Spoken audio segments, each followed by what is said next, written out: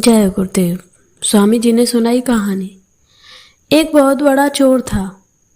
जब वो मरने लगा तो अपने बेटे को बुलाकर नसीहत दी कि अगर तुझे चोरी करना है तो किसी महात्मा के सत्संग में, गुरुद्वारा, धर्मशाला या धर्म स्थल पर मत जाना कभी।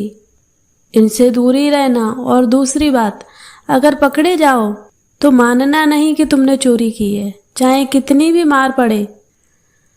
लड़के ने कहा कि जी सत्य वचन, मैं ऐसा ही करूंगा पिताजी। इसके बाद वह चोर मर गया और लड़का रोज रात को चोरी करता रहा।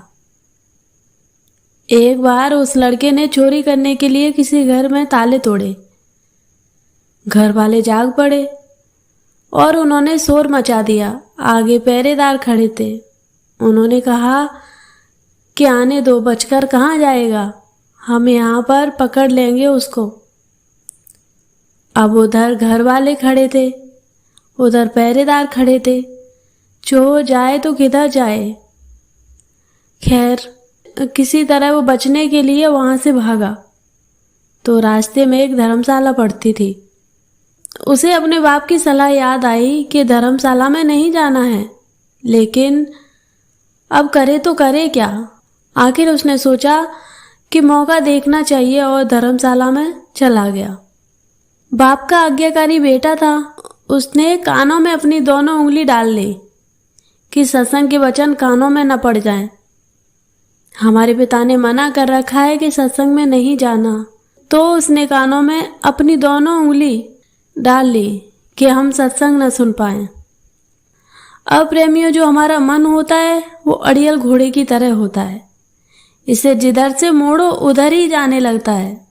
कानों को बंद कर लेने पर भी चोर के कानों में यह वचन पड़ गए कि देवी देवताओं की परछाई नहीं होती। वहां पर सत्संग चल रहा था और इसने अपने कान बंद कर रखे थे। फिर भी उसके कान में थोड़ी सी आवाज आई कि देवी देवताओं की परछाई नहीं होती।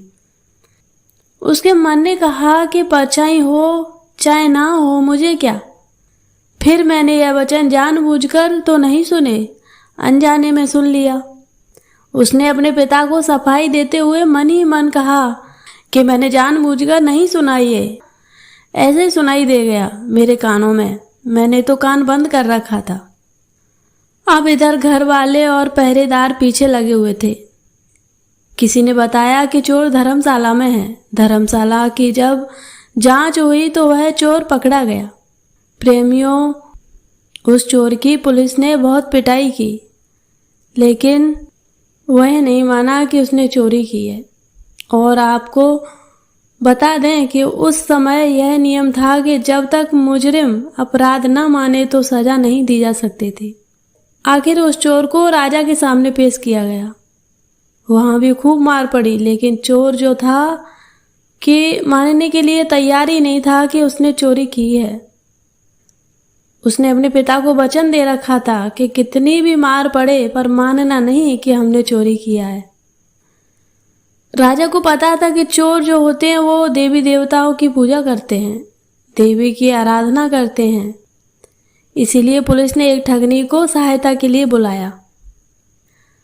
ठगनी को बुलाया गया, सारी बात बताया गया तो उसने कहा कि मैं मना लूंगी उसको, इससे कहलवा लूंगी कि उसने चोरी किया है। उस ठगनी ने देवी का भेष बनाया, 2 नकली बाहें लगाई, चारों हाथों में मसाले जलाई और नकली शेर की सवारी की। और वह पुलिस के साथ मिली हुई थी। इसीलिए जब वो आई उसकी हिदायत के मुताबिक जेल के दरवाजे कड़क कड़क कर खुल गए। पहले से सब प्लान करके रखा गया था कि देवी जब आए जेल में तो सारे दरवाजे अपने आप खुलते जाएं। ऐसा ही हुआ। और जब आदमी किसी मुसीबत में फंस जाता है तो अपने इष्ट को याद करता है। इसीलिए वह चोर भी उस समय देवी की याद में बैठा हुआ था। अचानक से दरवाजा खुल गया और अंधेरे कमरे में एकदम रोशनी हो गई। और उस ठगनी जो देवी का रूप बनाया था, देवी के रूप में ही एक खास अंदाज में कहा, देखो भक्त, तूने मुझे याद किया और मैं आ गई। तूने अच्छा किया जो तूने चोरी नहीं बताई। तूने अगर चोरी की है तो मुझे सच सच बता दे, मुझसे न छुपाना। मैं तुझे फौरन आजाद करा दूंगी यहाँ से। चोर देवी का भक्त था। अपने इष्ट को सामने खड़ा देखकर बहुत खुश हुआ। मन में सोचा कि मैं इसको सब सच बता देता हूँ। अभी वह बताने के लिए तैयार ही हुआ था कि उसकी नज़र देवी की परछाई पर पड़ गई। उसको फौरन सत्संग का वचन याद आ गया कि देवी देवताओं की परछाई नहीं होती। उसने देखा कि इसकी तो परछाई है। समझ गया कि यह देवी नहीं, हमारे साथ छल हुआ है। यह सोचकर वह रुक गया और बोला कि माँ, मैंने चोरी नहीं की है। अगर मैंने चोरी की होती तो क्या आपको पता न होता? आप तो सर्वव्यापी हैं, आप तो सब जानती हैं। अगर मैंने चोरी की होती तो आपको तो पता होता ही। मैंने कोई चोरी नहीं किया है। अब ठगनी के कहने पर जेल के बाहर बैठे पहरेदार चोर और ठगनी की बातचीत नोट कर रहे थे। उनको और ठगनी को विश्वास हो गया कि यह चोर नहीं है।